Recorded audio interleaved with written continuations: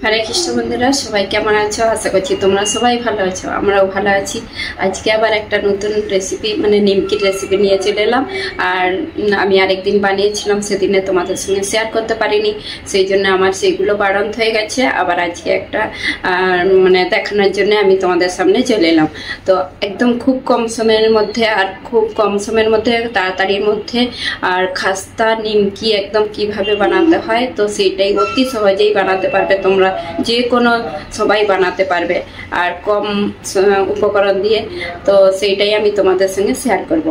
আর দোকানে তো কিনে খাও, তোমরা ঘরেই ঝটপট বানিয়ে নিতে পারবে, আর দোকানের থেকেও ভালো হয়। আর দোকানে বেকার কেন কিনতে যাবে, সেইতে কত কত পুরনো তেল দিয়ে বানায়, আর ঘরে ফ্রেশ তেলে বানাবে, খুব ভালো হয় আর শরীরও ভালো থাকবে। তো তো অনেকে তো চা দিয়ে পছন্দ করে খেতে, কিন্তু আমাদের তো গোপীনাথকে ভোগ নিবেদন করা হবে, সেই জন্য এটা বাল্যভোগের জন্য আমি বানিয়ে রাখি। বাল্যভোগ হোক শীতল ভোগে হোক দেওয়া হয় আমাদের গোপীনাথকে সকালে। তো আমি বানাবো, তো বন্ধুরা তোমরা রেসিপিটা দেখতে থাকুন, আশা করছি তোমাদের ভালো লাগবে।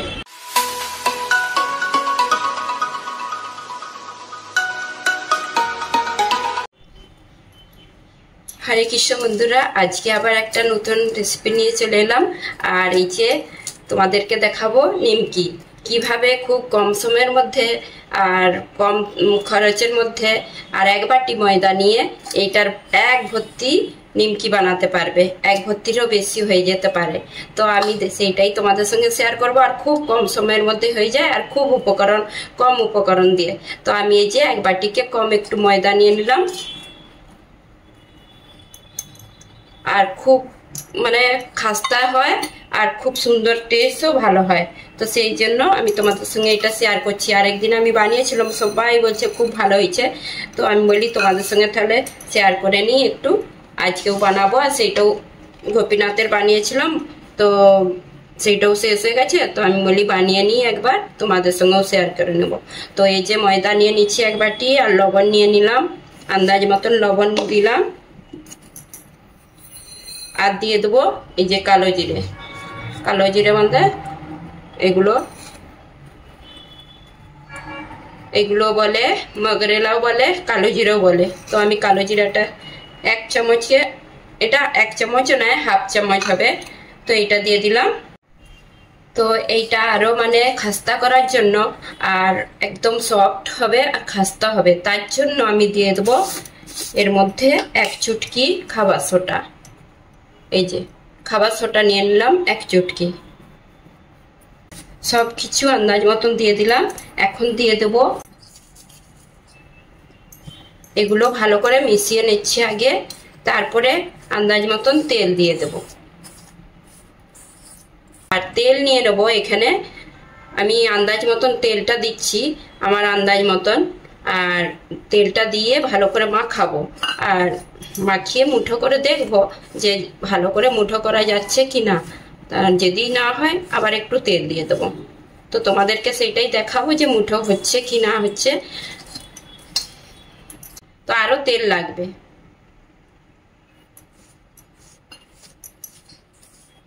তো এই যে আমি তেল দিয়ে ভালো করে মাখিয়ে নিচ্ছি, এখন মুঠো করে দেখবো।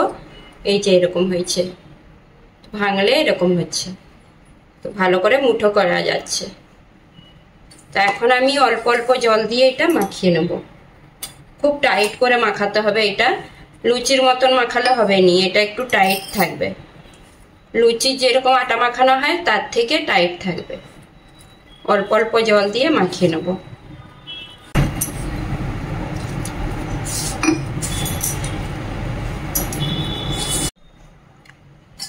তো এই দেখুন বন্ধুরা, আমি এরকম করে মাখিয়ে রেখে দেবো। এখন ঢাকা দিয়ে পরে একটু দলে নেব।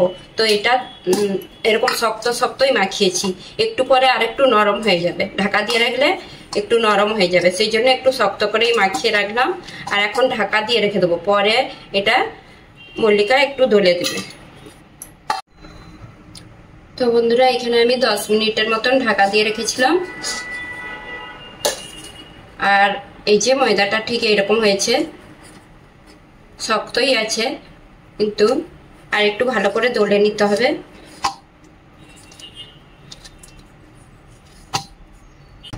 তো আমি আর এখন দলবো নি, আমার বৌমাকে বলবো এটা একটু দলে দিতে। তো এই যে ভালো করে মল্লিকা দলে নিচ্ছে, দলে এই যে ভাগ করে নিচ্ছে। এখন এরকম করে একটা একটা পেড়া বানিয়ে নিচ্ছে। এটা 4 ভাগ করা হবে। এই যে এটা 2 ভাগ আর একটা আর 2 ভাগ হবে। এগুলো ঢাকা দিয়ে এখন রেখে দিচ্ছে। আর একটা করে বেলে খুব পাতলা করে বেলতে হবে। আর এইখানটা পরিষ্কার করেই নিয়ে আসছে। আর নিচে নালে বেলা যাবে নি ভালো করে এই প্ল্যাটফর্মে। আর এখানেই বেলে তারপরে পাতলা করে বেলে দেখাচ্ছি তোমাদের। তো বন্ধুরা এই যে পাতলা হয়েছে, আর যত পাতলা করবে এটা তত ভালো হবে নিমকিটা। আর আমি তোমাদেরকে এখন ঠিকভাবে দেখাতে পারিনি। আর সাইডের গুলো একটু মোটাই লাগছে, কিন্তু মাঝখানটা প্রচুর পাতলা। আর মাঝখানটাই মানে নিতে হবে। আর সাইড গুলো এরকম বাদ দিয়ে দিতে হবে, একটু একটু কাটিং করে নেব সব। যে এরকম পাতলাটা আছে, সাইড গুলো আগে কাটিং করে নিই। তো আমি এখন কাটিং করে নেব ছোট ছোট করে। যত ছোট বানাবে দেখতেও ভালো লাগবে, আর খুব সুন্দর ফুলে এগুলো।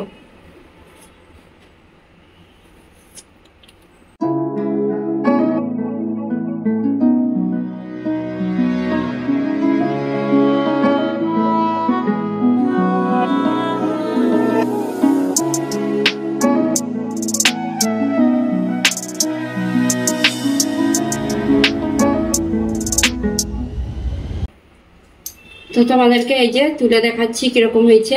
এই যে এরকম পাতলাটা, আর এরকম আর ফুলবে কি সুন্দর একদম। নিমকিগুলো সবগুলো একটা একটা করে তুলে নেব। আর এইগুলো তুলে এই ঢাকনাতে রেখে দিচ্ছি বিছিয়ে না রাখলেও জড়িয়ে গেলেও কোনো ক্ষতি নেই। তেলে ভাজবো যখন সব একটা একটা ছেড়ে যাবে। তো আমি এখানে কড়াই তেল দিয়ে দিচ্ছি। আর তেল দিয়ে এখন হালকা গরম হয়ে গেছে। আর আমি একটা দিয়ে আগে চেক করে দেখবো হয়েছে কিনা। তেলটা হালকা গরম হয়েছে, এখন দিয়ে দেবো। এই যে একবার বেলা হয়ে গেছে, এগুলো সব দিয়ে দেবো। আর বাকিগুলো মল্লিকা বেলছে।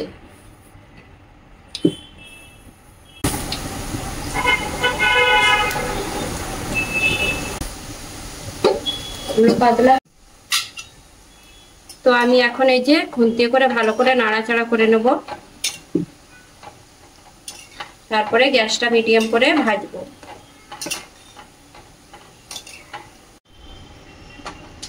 তো এই যে এখানে কি সুন্দর ফুলে ফুলে একদম ফুলে যাচ্ছে।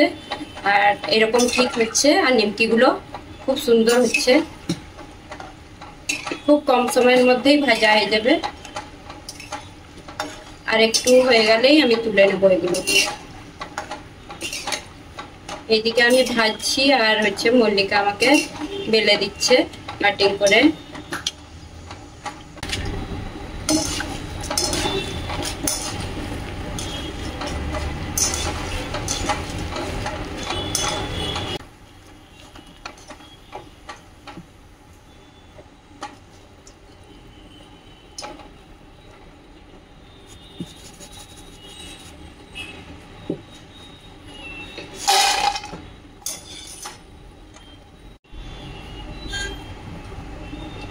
তো আমি এখন এই যে অল্প অল্প করে সব ভেজে নেব।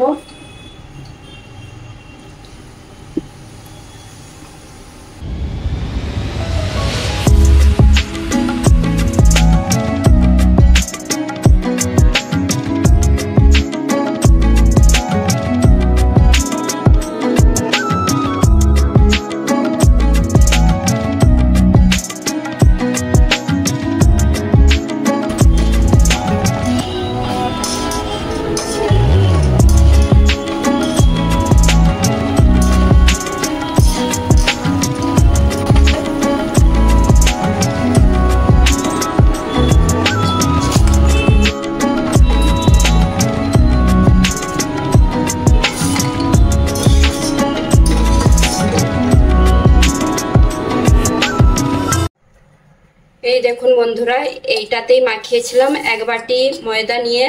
আর 1 বাটি বলতে আমি 300 গ্রাম বলেছিলাম, আমি পরে সেইটাকে ভালো করে মাপ করে দেখলাম তো 250 গ্রাম ময়দা। তো 250 গ্রাম ময়দার মধ্যে এতগুলো নিমকি হয়ে গেল। আর কিছুটা এতটাই ফুলেছে, সেইটা উল্টানোই যায়নি, মানে এক ফার্স্ট হয়েছে এরকম হয়েছে। তো খুব মানে হালকা হয়েছে একদম। আর ছোট ছোট বানিয়েছি, দেখুন। আর এত খাস্তা হয়েছে,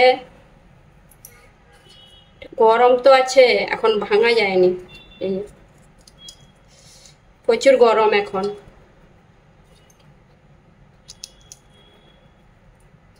এই যে এরকম হয়েছে, কি সুন্দর একদম খাস্তা, নরম নরম বলতে খাস্তা হয়েছে আর মুচমুচে।